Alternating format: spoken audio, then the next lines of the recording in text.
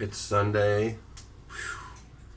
Um, Sunday, Sunday, Sunday. I'm just waking up.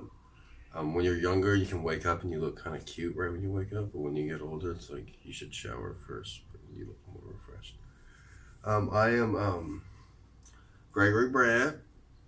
I've been watching a few vlogs, so I'm like, I just wanted to create something. I've been watching Jack Conte. I just discovered him because he made that Patreon. He's a CEO of Patreon, and he made that video for Casey Neistat, and it was really good quality. It went viral. It had like 1 million hits, and I started watching some of his vlogs as I call them, and they're really high quality as well with good music and good editing and good production values. They don't have very many hits, which I'm surprised on, because there's so many terrible creators that have so many hits. Yeah, there's so much garbage on YouTube. Really, I'm not gonna bring up the garbage, but overall, it inspired me to make something. I want to try to join a Patreon, but I really enjoy good quality work. I enjoy editing. One thing that was really hurtful. One of the popular YouTubers was on a talk show, and he was, one of the douchebag guys. I'm not gonna mention his name. He was like, he was talking about editing, and he's like, and the talk show host was it was on like the H3 podcast. Evan, I think is named the host, and he's like, so do you pay an editor? You don't do your own editing, right? And then the frat boy kid was like, yeah, I used to do my own editing, but it's just a lot easier just to pay an editor, and you can't tell the difference at all. And then the guy was like, you can't tell the difference? Evan was like, you can't tell the difference? And he's like, no, not knowing, you can't tell at all. Like, there's no creative, like, juice in it. Like, that's just, like, offended such a big section of Hollywood editors, and they give awards for editing. And it's an art form. Anybody that knows anything about editing, when I first edited a film or an animation, it was like, or a music video, it was like, wow, this is like really a great outlet to add creativity. So I enjoyed good editing, good production values like Casey Neistat and the new individual I found, Jack Conte. Um, However, these videos that I've been making, these vlogs, they're different because I started off with no equipment at all. I just watched a video. He was going over the equipment in his girlfriend's music studio. He's like, "Oh, this only costs $200. This only costs $300." All right, that's true. Yeah, you can do a lot with a little money now, but it's really hard if you have zero to get some sort of money. Even if you like have a college degree and stuff. Like in my situation, like I went and like put myself through college while I was homeless and stuff. I dropped out of high school, did all this stuff, and then graduated from one of the top universities. And I was fucking homeless while I did it. And I wrote a book about it. But the thing is, I still couldn't get a decent job when I graduated because I didn't have the piece of paper because I owed like $400 library fines.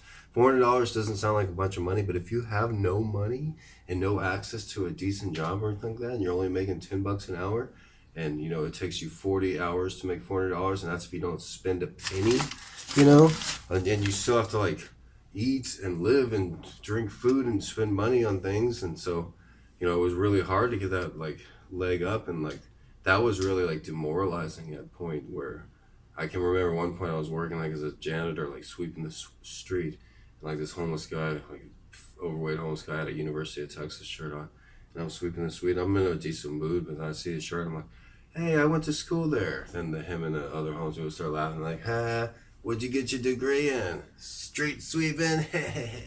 Like, I was like, no, I did go to school there. I got all serious, and then they got all serious, like, no, you didn't, you wouldn't be like working like that job. But yeah, so like, I don't know, I guess that's taught me a lot. Like, don't judge a book by its cover. That's so cliche. You want to judge a book by a cover. Some guy looks like a shady, crazy guy with tattoos all over his face. He's probably a shady, crazy guy with tattoos all over his fucking face.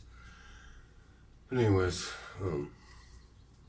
so what the point I was making is, I really like editing and production values. I don't really have a computer that I can do that with right now. Like, I have like a Chromebook that's like, nah, you can't edit film and videos on it. However, the very next paycheck, the very next decent amount of money I get, decent amount of money, in a few weeks here, I'm planning on getting a computer and making the first edited video that I've made since 2012, I think. So, I mean, that's 6 years, and I'm really looking forward to it. During those 6 years that I didn't have a computer, I always am constructive with the time and whatever I'm given. I'm very, what's the word? I'm very constructive, and I take advantage of the resources that are around me. And so, like, I haven't had a computer to make videos, and I knew that right when my last computer broke. I was like, okay, no telling when I'm going to get a computer again. Like, I can't edit videos and stuff.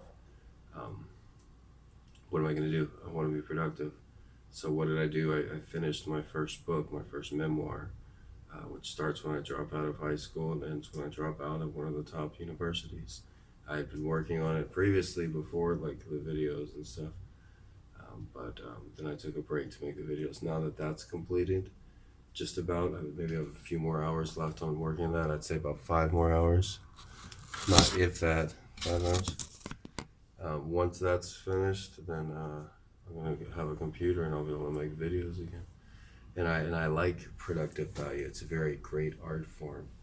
You know, like the top people at YouTube, the frat boys with no talent that just have other people doing their stuff and they think they're the cool kids and they just want to be the biggest number one, whatever, like the biggest entertainer when they have no talent. It's just like horrible.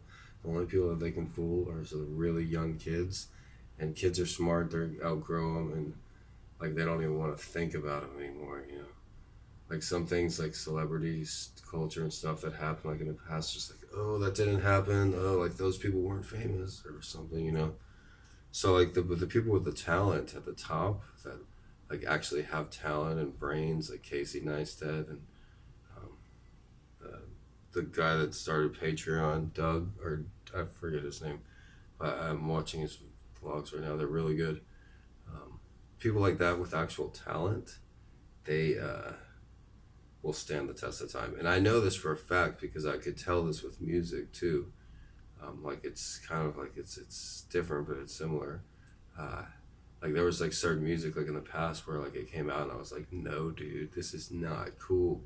And everybody's like, yes, it's #1. It's cool. This is the best, you know. Like I think about the band Creed. I'm like, oh, when they came out, I was like, no, dude, this is not gonna be cool in a few years. It won't stand the test of time. Like, what are you talking about? Creed's #1. Creed it forever. Creed, yeah. You know, with arms wide open, with arms wide open. Yeah. But I was like, you know. Well, I once won tickets to a Foo Fighters Creed concert, and me and my friend went, and like, I was like, who's gonna headline? Who's gonna open? Like, we got in an argument. He's like, Creed's gonna headline. Foo Fighters is nothing. I was like, no, Foo Fighters are pretty good. They're actually talented, you know.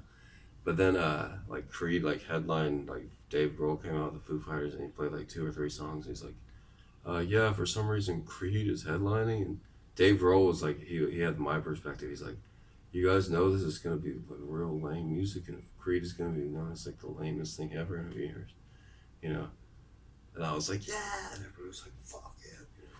But anyways, actually I just went with the crowd. I was like, Creed, you know. By the end of the Creed set, I was like, well, Creed, you know. But anyways, then I like rolled my eyes. I was like, fuck, Creed sucks. And then Nickelback is a good example when they came out. Like, no, this is not good.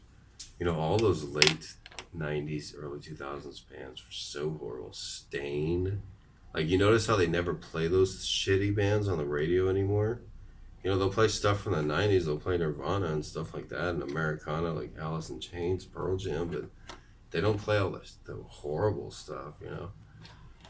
And that reminds me of, like, celebrity and stuff. Like, some of the top vloggers now, they may have, like, millions of hits, but they have no substance to their content. They have a professional editor, like, editing up, but it's, like, it's so, like, and they post every day, but it's so, like, I don't know, like these are actually, like, I'm doing these every day, and they're, like, only take, like, 10 minutes or so a day, but they're actually, like, have substance, and I'm doing it myself. Obviously, I'm just making a short video here. I don't, like, have all these people working for me and all these handlers, and I'm, like, walking around like, I'm so important with my talent. Like, nah, dude, I got more talent than most of those vloggers. I can talk better. I'm smarter. I'm more likable. I don't have a huge team working for me, and I'm not like, but I can do their job better than them. Plain and simple, dude. You know, maybe I can't, but I don't know. I don't know. I am real.